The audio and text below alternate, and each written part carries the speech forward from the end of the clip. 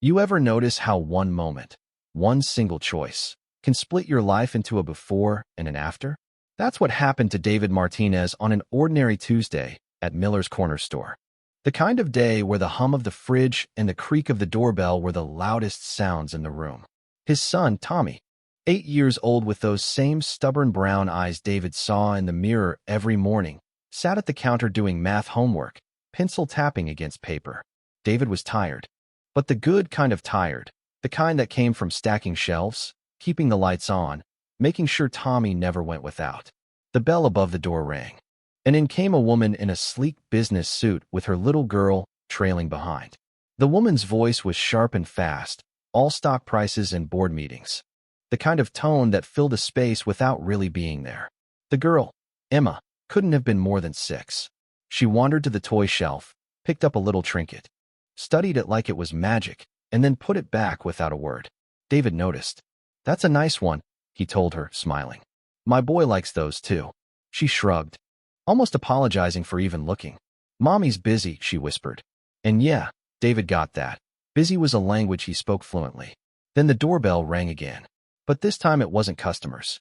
2 men in dark clothes swept in like a storm, fast, focused, and carrying guns.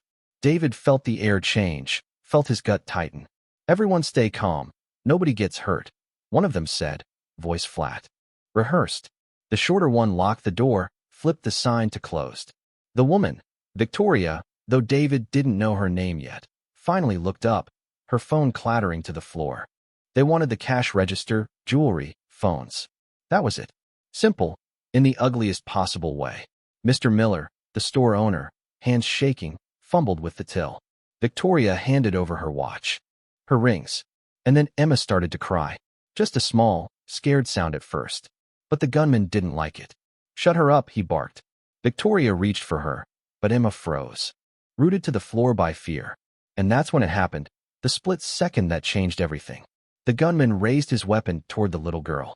David didn't think. He just moved. He lunged, felt the deafening crack of the shot, the heat tearing into his chest. He hit the floor hard, pain flooding him, but Emma was alive. Tommy's scream cut through the ringing in his ears. Victoria was there in seconds, pressing her hands against the wound, her expensive suit soaking red. "Why?" she demanded, her voice breaking. "You don't even know us." David's breath was ragged. "She's just a little girl," he said. "Someone had to be her hero today." The robbers ran, the sirens came, and David was rushed into surgery. 3 hours later, Victoria sat in the hospital waiting room with Tommy on one side and Emma on the other, her phone silent for once.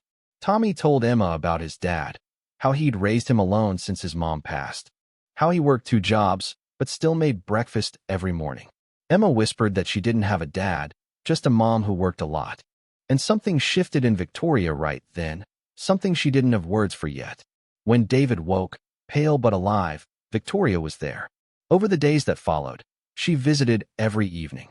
She brought Tommy dinner, helped with homework, even made Emma laugh in the sterile hospital room. "You don't have to keep coming," David told her once. "I know you're busy." She looked at him, really looked.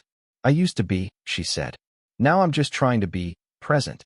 When he was finally discharged, Victoria insisted on driving them home. The neighborhood was rough. The apartment small but spotless, every surface touched by care. Over sandwiches in that tiny kitchen, David admitted he couldn't work for months. Without thinking too hard, Victoria offered the guest house on her property, safe, warm, in a good school district. "No rent, no bills. Just get better," she said. David hesitated, pride fighting practicality. But Tommy's hopeful face tipped the scale. Life at the guest house was different, good different. Tommy had space to breathe, David had space to heal, and the kids became inseparable. Victoria learned to cook. David learned that she could actually laugh. A real, unguarded laugh. They talked in the evenings, about his late wife Sarah, about how she believed the best way to honor your life was to make someone else's better. And little by little, Victoria realized she'd been measuring success all wrong. The kids noticed the changes before the adults did. They whispered plans in blanket forts, asking pointed questions at dinner. "Don't you think my mommy's pretty? Isn't Mr. David nice?" And drawing pictures of the 4 of them holding hands. One rainy Saturday, As they cleaned the kitchen together, David finally said it out loud. These last 2 months, they've been the best since Sarah died. Because of you. He hesitated. Then, I love you, Victoria. She froze, then laughed softly, shaking her head.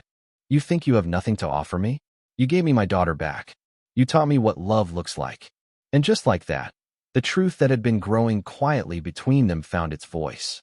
6 months later, David was back to work, now managing security for Victoria's company, a job with better pay and time to be home for dinner. He and Tommy moved into the main house. Victoria learned to balance work and family, showing up for soccer games and school plays. David brought a steadiness to her life she hadn't known she was missing. They built traditions. Sunday pancakes, Friday game nights, Saturday adventures. The kids thrived, not just as friends, but as siblings in every way that counted. 1 year after the robbery, they went back to Miller's. Mr. Miller had framed a newspaper clipping, "Local hero saves child during robbery," and hung it behind the counter. Emma picked up the same toy she'd admired that day and asked if she could keep it in her room. Of course, sweetheart, Victoria said, her hand finding David's. Outside, with ice cream dripping down their fingers, Emma looked up at David. Are we a real family now? He squeezed her hand. We've been one since the day we decided to take care of each other. And maybe that was the point. Sometimes the bravest thing you can do isn't take a bullet. It's open your life to people you never saw coming. So here's the question for you.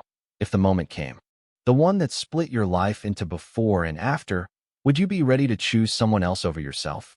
Yeah, think about that. The question hung in the air that night long after the kids had gone to bed.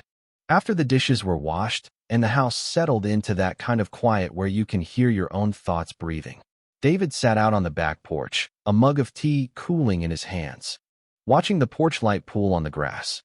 Victoria stepped out, wrapping her cardigan tighter against the chill. She didn't say anything right away, just sat beside him, both of them listening to the faint creak of the tires swaying in the breeze. You know, she said finally, I keep thinking about that day in the store. David looked at her, brow raised. The day I got shot? Yeah, I remember it pretty well. She smiled, but it was a tired smile. No, I mean I think about how close I came to losing Emma without even realizing it. How I was in the same room as her, but I wasn't with her. That's what scares me the most, that I could have missed the most important moment of her life because I was too busy. David didn't speak right away, but when he did, his voice was low. You were there when it mattered. That's more than most people can say. She shook her head, staring at the yard. No, you were there when it mattered. I was still catching up. From the living room came the muffled sound of the kids giggling. Tommy was supposed to be asleep, but judging by the sound, Emma had snuck into his room with a flashlight and a deck of cards. Victoria started to get up to scold them, but David caught her hand.